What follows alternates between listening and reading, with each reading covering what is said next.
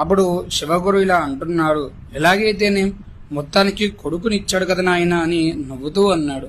అప్పుడు ఆ బాలుడు ఇలా అంటున్నాడు, ఇచ్చాడు సరేనయ్యా, అయితే ఏంటి, అయినా పుట్టబోయే కొడుకు ఆయుర్దాయం తండ్రినే నిర్ణయించుకోమన్నాడే, ఎంత న్యాయం చెప్పు. దానికి సమాధానంగా శివగురు నవ్వుతూ ఇలా అంటున్నాడు, చూడు నాయన, మృకుండ మహర్షి నాకు మంచి కొడుకు కావాలని మాత్రమే కోరుకున్నాడు. దానికి గాను మార్కండేయుడు పుట్టాడు.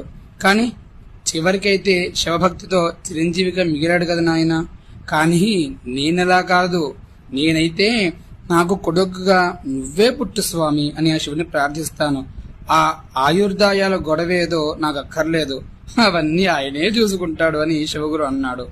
దానికి సమాధానంగా ఆ బాలుడు ఇలా అంటున్నాడు, భలేగే ఉందిలే గురు వ్యవహారం అంటూనే ఆ బాలుడు సర్లే ఇది ఉంచు చెబుతా అని తన చేతుల్ని మధుపర్కప పాత్రను